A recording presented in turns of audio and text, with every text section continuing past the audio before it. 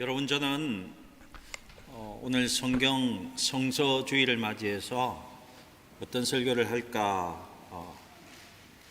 묵상하는 가운데에 오늘은 성경의 아주 중요한 요소인 공의의 하나님, 사랑의 하나님을 이렇게 성경 속에서 한번 이야기해 봐야 되겠다. 성경이 뭐라고 이야기하는지, 하나님에 대해서 어떻게 이야기하고 있는지 한번 찾아보자, 이런 마음으로 오늘 말씀을 준비했습니다.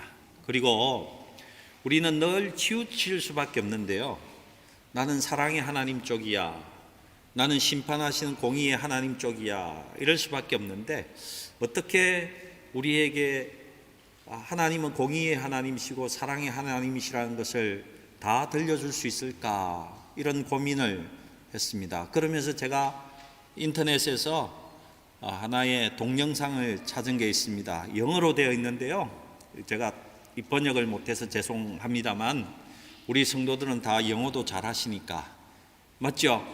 독일말뿐만 아니고 한국말, 영어도 다 되시니까 여러분이 한번 보시기 바랍니다. 보시고 완벽한 하나님을 표현한 어떤 그림은 아닐지 모르지만은 하나님은 이러실 수 있겠다, 이런 생각을 한번 해보시면 좋겠습니다.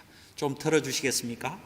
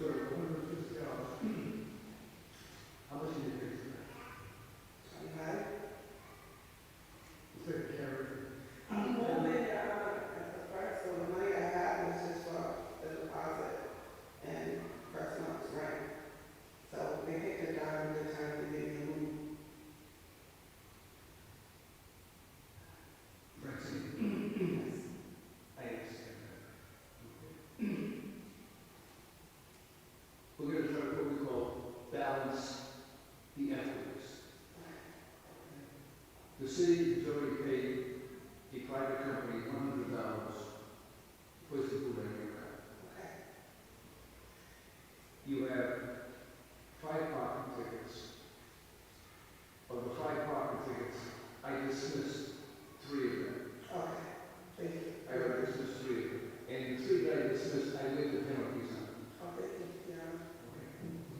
So, instead of you paying $225, I'm charging $50 for the tickets. Okay, yeah. And you have to reimburse the city for the $100 that they have already paid out. $2. Yeah. 여러분,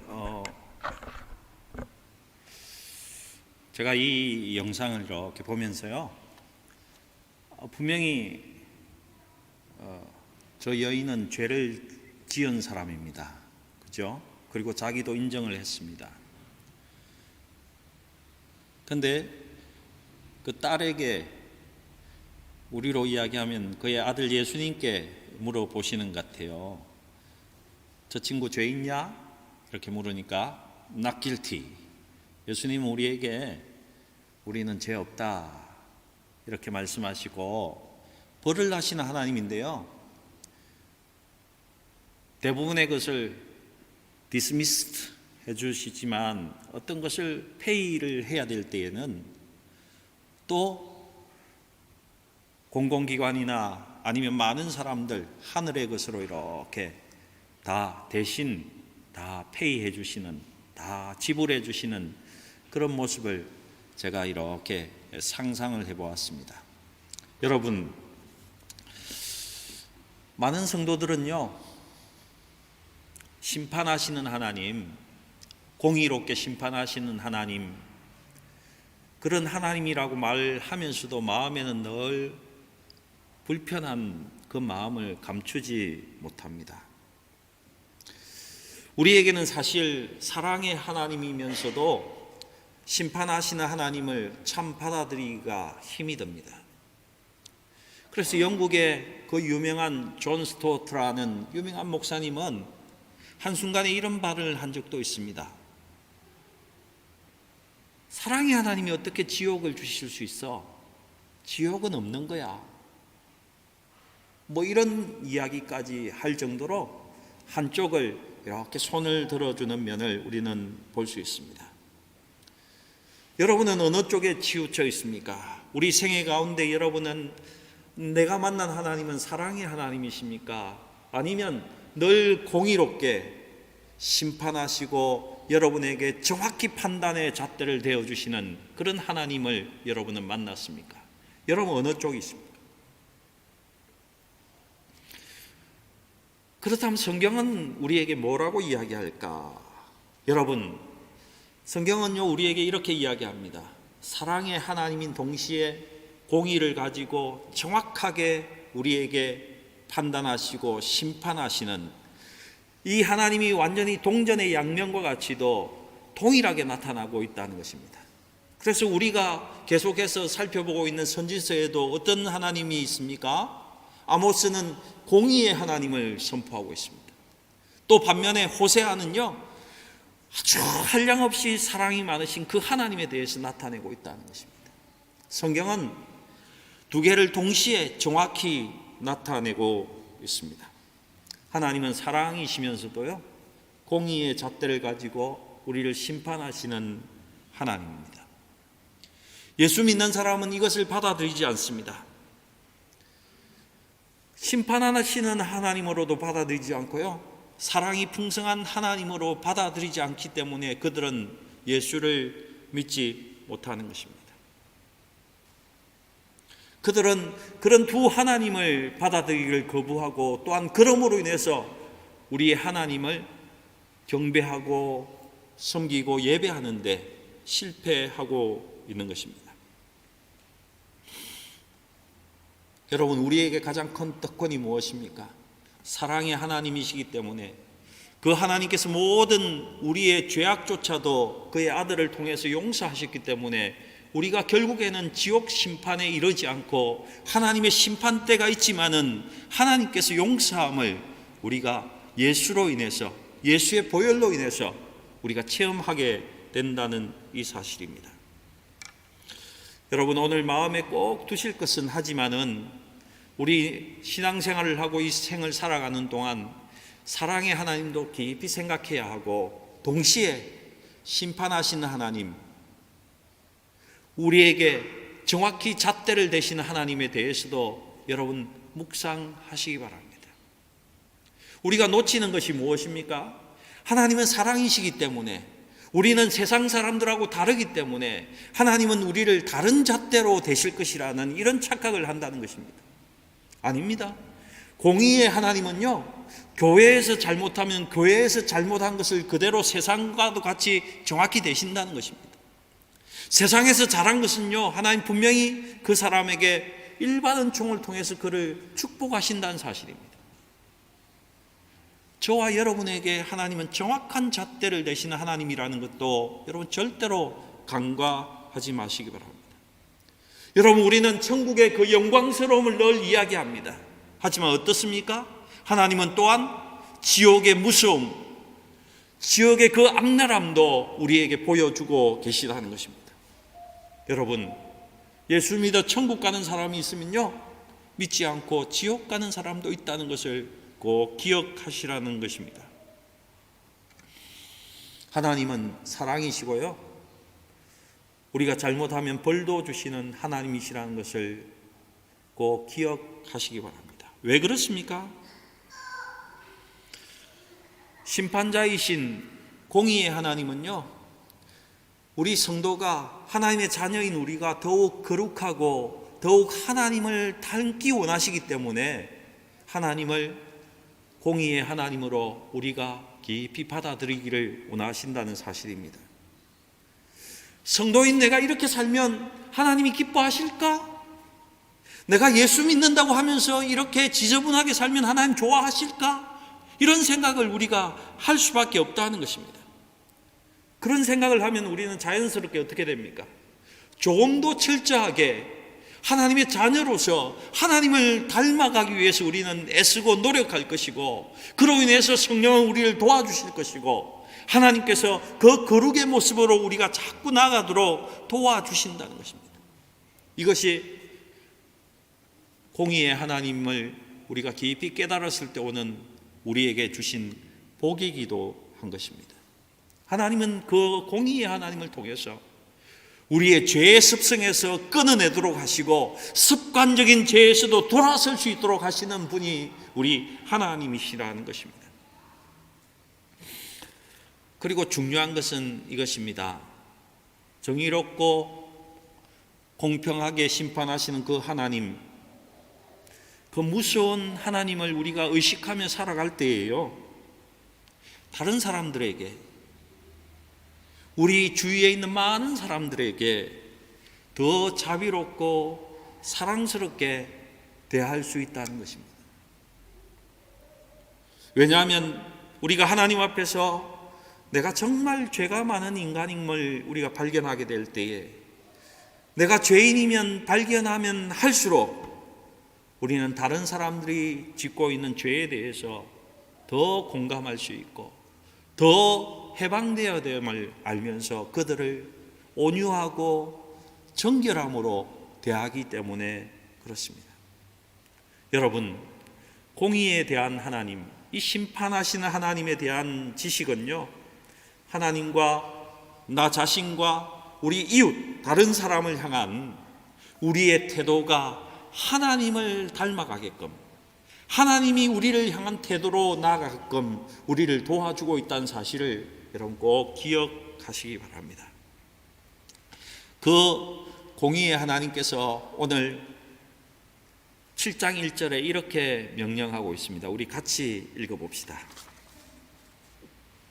시작.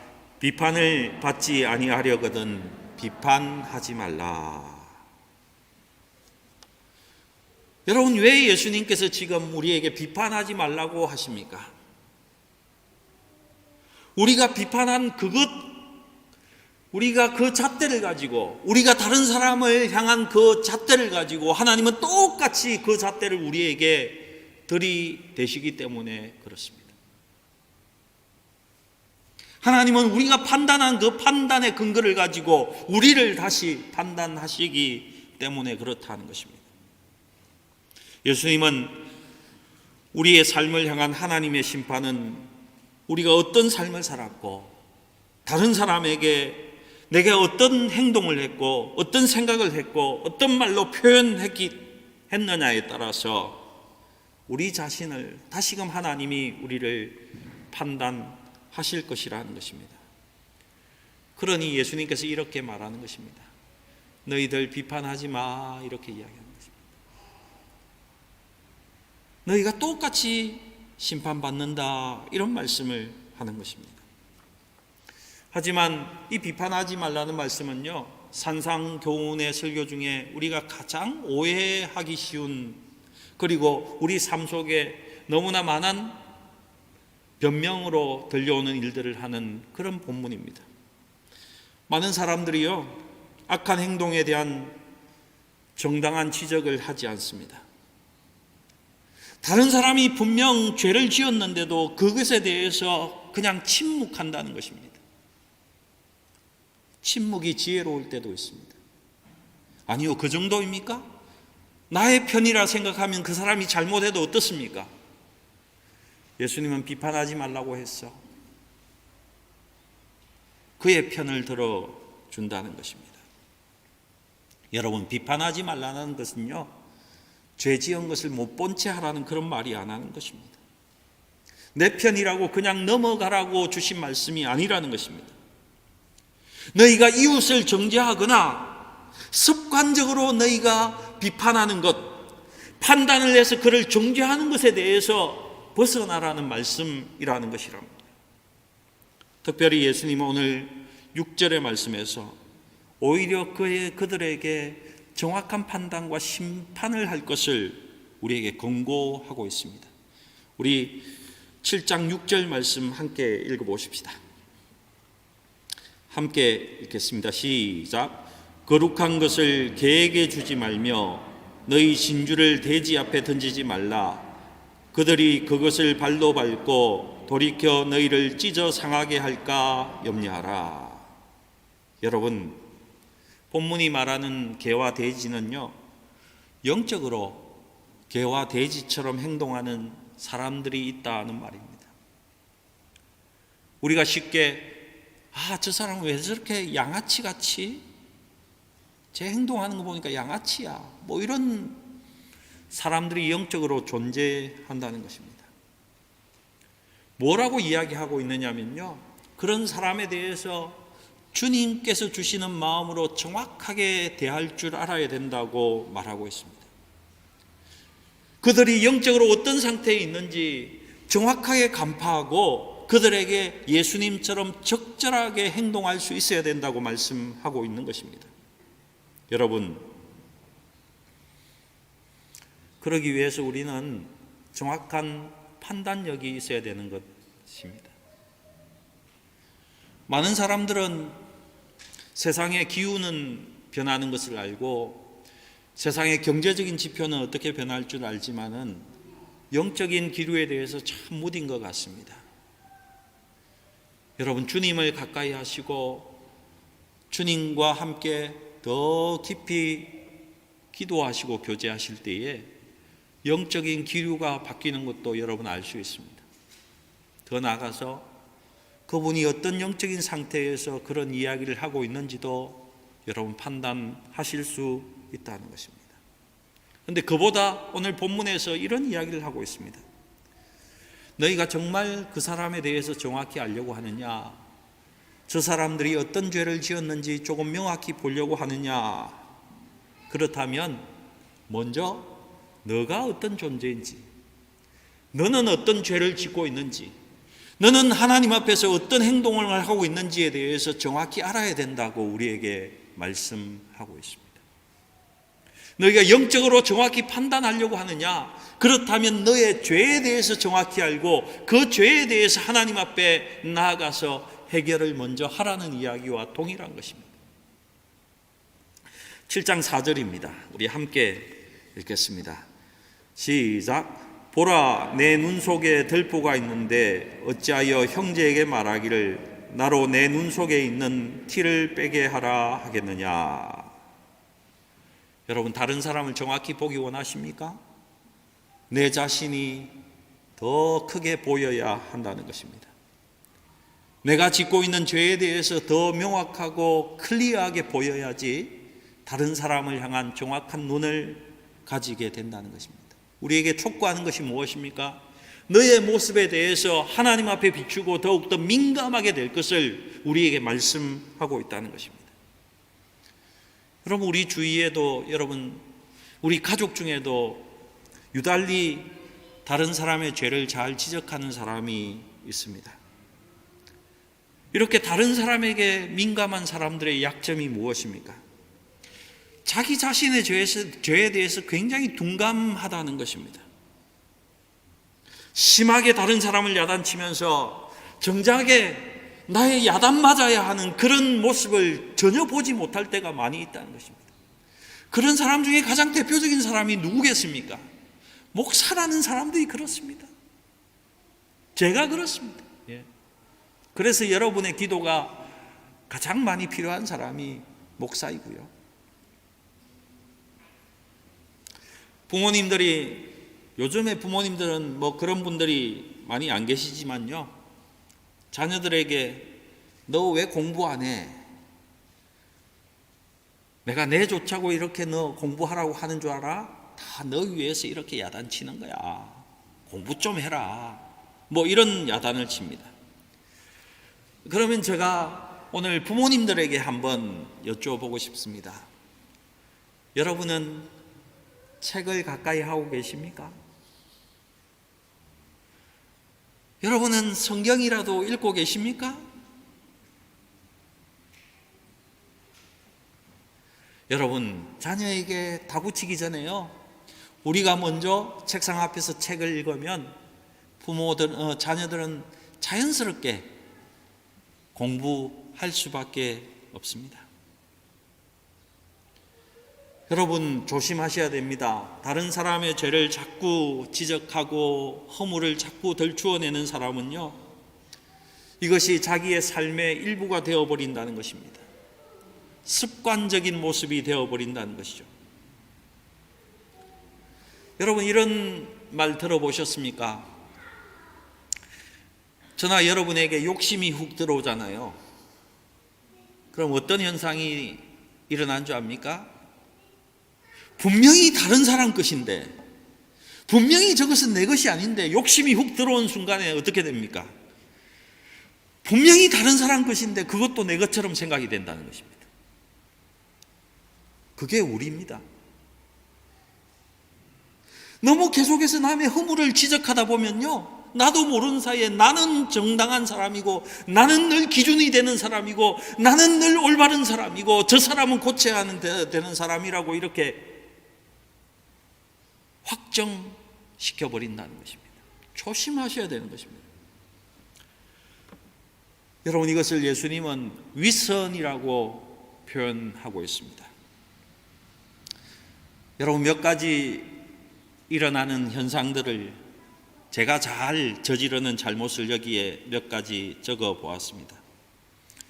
사람들은 손님을 대접할 때에, 내가 손님을 집에 모셔서 대접할 때는요, 나는 사람들을 좋아해서 내가 진심으로 선심을 써서 이렇게 한다라고 합니다.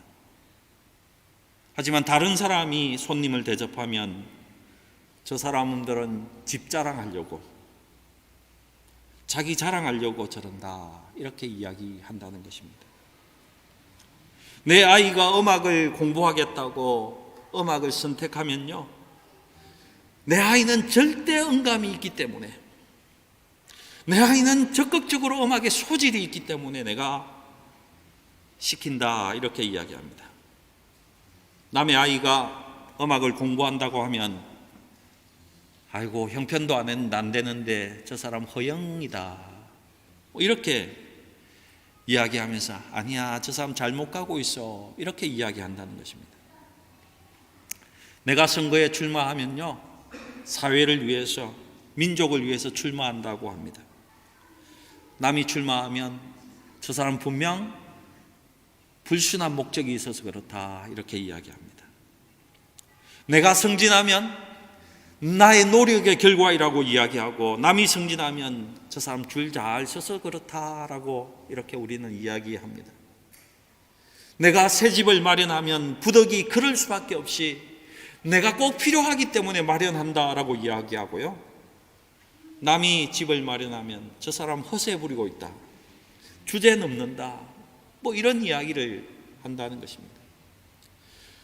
나와 내 가족이 여행을 갈 때면 견문을 넓히기 위해서 간다라고 이야기하고요. 남이 여행하면 아이 저 사람 또 면세품 쇼핑하러 가네, 뭐 이렇게 이야기한다는 것입니다. 마음속에 스스로도 모르는 사이에 우리의 마음속에 엄청난 죄로 인한 악이 쌓여져 있었다는 것입니다. 그래서 우리도 모르는 사이에 이런 비평과 비난을 한다는 것입니다. 여러분, 그렇게 계속 살다 보면요, 남의 잘못을 지적하면서 나는 의로운 사람이다, 의로운 척하면서도 나는 정말 의로운 자라는, 진짜 나는 의로운 사람이기 때문에 죄가 없다는 죄인인 나와 의롭게 여기지는 나 사이에 정체성의 혼란이 가져온다는 것도 여러분 잘 기억하시기 바랍니다. 이런 분은 나는 다른 사람보다는 깨끗하다, 난 저 사람보다 낫다는 이 거짓말에 스스로 속고 있다는 것입니다. 여러분, 우리 모두는 이렇게 이야기합니다. 내가 지적하면 저 사람이 더 바르게 살 수 있을 거야, 저 사람 분명히 깨끗하게 돌아올 거야, 이렇게 생각합니다. 그죠? 그래서 내가 할 수 없이 저 사람에게 이야기하는 거야, 이렇게 이야기합니다. 실제로 그렇던가요? 여러분이 잘못을 지적하면 그 사람이 회개하고 돌아서서 정말 깨끗한 사람으로 돌아온 케이스가 여러분에게 있습니까?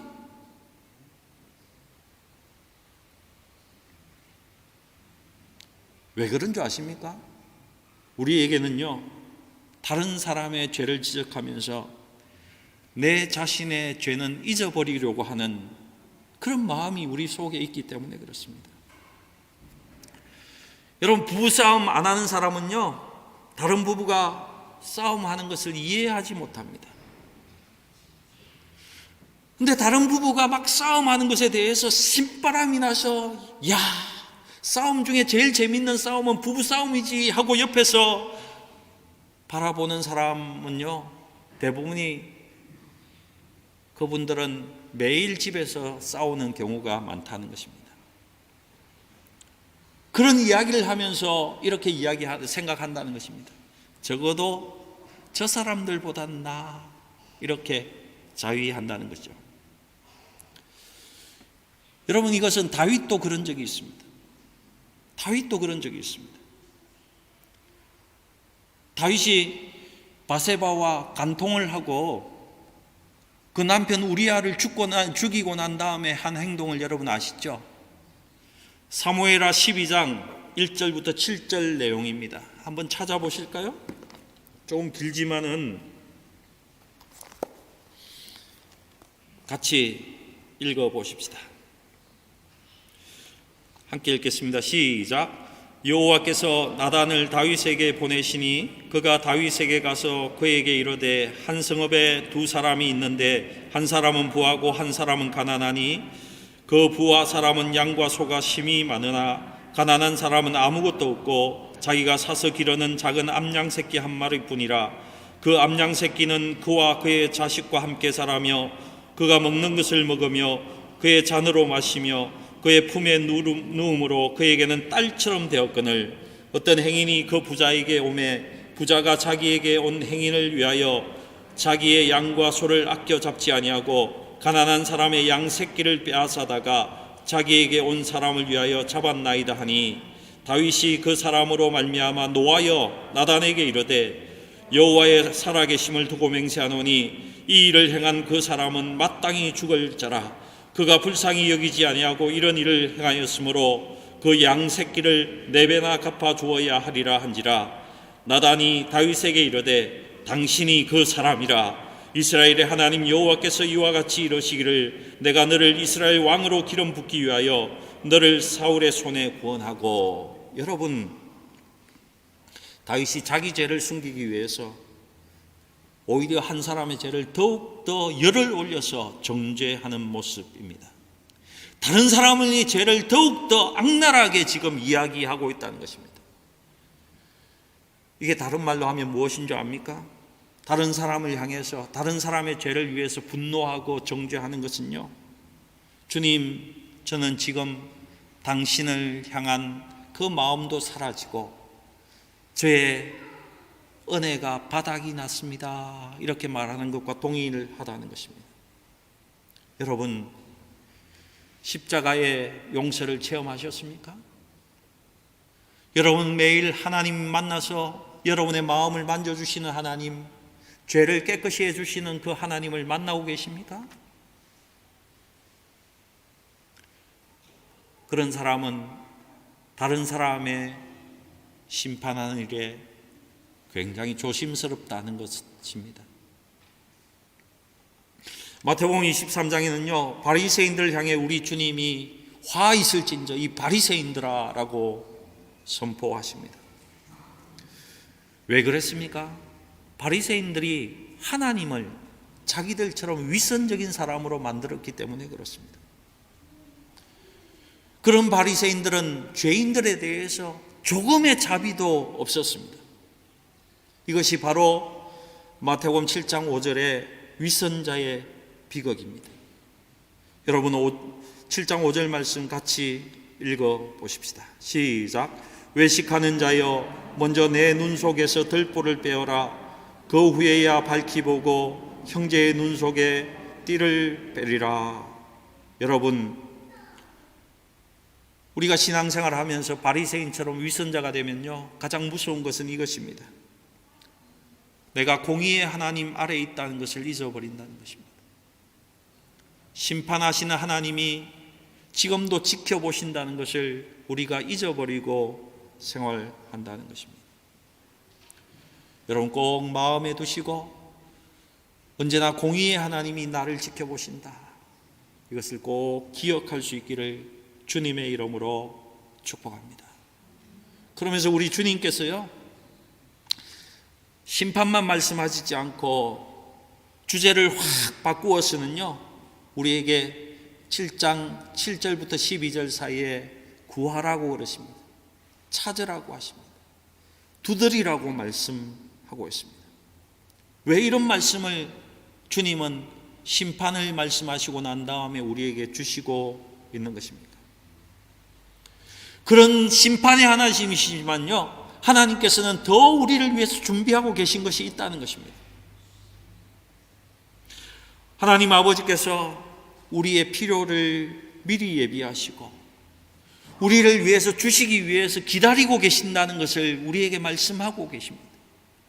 하나님은 심판의 하나님이시지만은 우리의 기도를 들으시고 준비하신 그것을 다 베풀어 주시는 자비와 사랑의 하나님이심을 오늘 또 우리에게 말씀해 주고 있는 것입니다.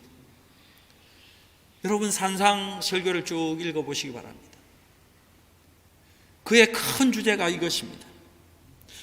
하나님은 우리에게 주시려고 준비하고 계신 분이다. 너희의 삶과 너희의 기도를 통해서 우리가 다 받을 수 있도록 주실 준비를 하고 계신 분이라는 것이 산상 설교의 가장 큰 주제 중에 하나입니다. 여러분, 우리는 영적으로 안목이 짧고 또 한편 우리는 굉장히 분별력이 없는 사람들입니다. 그래서 예수님께서 우리에게 이렇게 이야기하고 계신 것입니다. 나에게 은혜를 계속 구해라. 나에게 지혜를 더 구해라. 이렇게 계속 말씀하고 있는 것입니다. 하나님은 우리에게 주시기 위해서 준비하시는 분이고요, 우리가 기도만 하면 다 응답하시는 하나님이신 것입니다. 그래서 마태복음 6장 26절 산상설교에서 이런 이야기를 하고 있습니다. 우리 같이 읽어보십시다. 마태복음 6장 26절입니다. 함께 읽겠습니다. 시작. 공중의 새를 보라. 심지도 않고 거두지도 않고 창고에 모아들이지도 아니하되 너희 천부께서 기르시나니 너희는 이것들보다 귀하지 아니하냐. 여러분, 하나님은 준비해 놓으셨다가요, 우리가 기도할 때마다 더 많이 주시는 하나님이심을 우리에게 보여주고 있습니다. 왜 예수님께서 심판의 하나님에서 이렇게 하나님은 사랑의 하나님 되심을 새삼스럽게 강조하고 있습니까? 이것은 하나님을 아는 진정한 지식은 무서운 정의의 하나님, 심판하시는 하나님과, 하지만 늘 우리를 위해서 준비하시고 우리에게 베풀어 주시기 위해서, 우리의 모든 죄를 용서해 주시기 위해서 기다리고 계신 그 하나님 동시에 우리가 알아야 됨을 우리가 계속 말씀하고 계신 것입니다. 우리가 심판자 앞에서 용서를 비는 마음을 갖지 않고서는 또한 하나님의 은혜에 도달할 수 없음을 또한 우리에게 말씀해 주고 있는 것입니다. 여러분, 우리가 처음 보았던 영상은요, 실제로 미국에서 진행되고 있는 법정의 모습입니다. 판사가 판결을 하고 있는 모습입니다. 하나님께서도 언젠가 우리에게 판단하실 것입니다. 우리를 판단하시고 우리가 잘못했을 때에는 거기에 응당한 벌을 받게 하실 것입니다. 하지만 누구를 대신해서 보여주고 계십니까? 예수님이 이렇게 이야기하신다는 것입니다. 이 친구는 죄가 없어. 하나님 저를 보시고 이 친구는 죄가 없음을 확정해 주십시오. 이렇게 이야기한다는 것입니다. 그때 하나님은 받아들이시고 심지어는 우리가 응당받아야 되는 그 벌까지 하나님은 이미 우리에게 다 지불할 수 있도록 그것도 준비해 놓고 계신 하나님이시라는 것을 우리에게 오늘 그림으로 보여주고 계신 것입니다. 그러니 어떻습니까? 우리가 생각하는 심판의 주는 오시면요, 무서운 하나님이신데 법정이 어떻습니까? 웃음바다입니다. 왜요? 우리에게 내려진 벌조차도 하나님은 그것을 축복으로 바꾸어 주시는 우리의 하나님이시기 때문에 그렇습니다. 여러분, 우리는 분명히 심판의 하나님과 사랑의 하나님 두 분을 정확히 알아야 됩니다. 하지만 여러분, 심판하시는 하나님이실지라도 그것조차도 예수 그리스도를 통해서 다 책임져 주시는 하나님이심을 기억하시기 바랍니다. 그리고 우리가 어떤 환경에서 내가 죄를 지었다 할지라도 하나님 앞에 용서를 구하고 해결해 주시기를 원하면 그 벌조차도 축복으로 변화시켜서 우리에게 항상 사랑으로 대해 주시는 하나님이심을 또한 기억할 수 있기를 주님의 이름으로 축복합니다. 여러분, 우리에게 하나님이 이렇게 말씀하십니다. 사랑하는 자녀들아, 내가 가진 모든 부요함, 내가 가진 모든 것을 너희에게 주고 싶단다. 나는 너희들이 그런 나의 마음을 알아주었으면 좋겠어. 이렇게 말씀하고 계신다는 것입니다. 나에 가까이 오너라. 내 가까이 오면 너희가 벌을 받을 짓을 했을지라도 내가 가장 좋은 것으로 그것을 바꾸고 너를 축복의 인생으로 만들어주겠다. 이렇게 말씀하고 계신 것입니다. 여러분, 그 은혜를 체험할 수 있기를 축복합니다. 내가 벌을 받을 존재이지만은 그 벌조차도 축복으로 변화시키는 하나님을 경험할 수 있기 바랍니다. 그런 하나님의 자녀가 될 수 있기를 축복합니다. 그런 자녀들에게 마지막으로 이런 말씀을 하고 계십니다. 마태복음 7장 12절입니다. 함께 읽고 마치겠습니다. 함께 읽겠습니다. 시작. 그러므로 무엇이든지 남에게 대접을 받고자 하는 대로 너희도 남을 대접하라. 이것이 율법이요 선지자니라. 아멘. 여러분, 오직 하나님 앞에 자신의 필요를 구하고 두드리고 찾는 사람만이, 내가 하나님의 축복의 상속자라는 것을 알고 있는 그 사람만이요, 내 중심적인 생각에서 벗어나서 남을 대접할 수 있는 것입니다. 내가 축복을 받아본 사람만이 다른 사람에게 또한 축복할 수 있다는 것입니다. 그렇게 축복을 베풀면, 그렇게 대접하면 하나님은 동일하게 또한 나에게 복으로, 축복으로 계속 흘러보내신다는 것입니다. 왜 그렇습니까? 하나님이 먼저 예수 그리스도를 통해서 우리에게 한없는 대접을 해 주셨기 때문에 그렇습니다. 그 축복을 받은 우리가 대접하면 하나님이 영광 받으시고, 또한 하나님께서 나에게 대갚아 주신다는 것을 꼭 마음에 두시기 바랍니다. 여러분 모두는 하나님의 자녀들입니다. 여러분 모두는요, 하나님이 가장 아끼는 자들입니다. 여러분, 그 자신의 정체성을 아시고 내가 벌받은 짓을 했을지라도 하나님 앞에 나오시고 그 벌조차도 변화시키는 하나님을 꼭 만날 수 있기를 주님의 이름으로 축복합니다. 우리 하나님은 공평한 하나님이십니다. 하지만 예수 그리스도 때문에 더 큰 사랑으로, 언제나 더 많은 사랑으로 우리를 품어주시는 그 하나님이라는 사실을 여러분 기억하시고 담대하게 용기를 가지고 매일매일 하나님 앞에 나갈 수 있기를 주님의 이름으로 축복합니다. 기도하시겠습니다. 전능하신 하나님, 감사합니다. 주님께서 우리를 사랑해 주셔서 고맙습니다. 하나님께서는 우리를 하나님 공의로 대하시고 늘 공평하게 대하시지만은 또한 하나님은 우리를 그 무엇보다도 큰 사랑으로 우리를 잡고 계심을 또한 고백합니다. 하나님, 그 하나님께, 우리 아빠 아버지께 더욱더 담대하게 나갈 수 있도록 도와주시고, 그래서 우리가 하나님의 은혜와 은총과 기쁨 가운데 살아가는 우리 온 열린문교회 성도들 될 수 있도록 인도하여 주시옵소서. 하나님께 감사드리며 우리 구주 예수님의 이름으로 기도합니다. 아멘.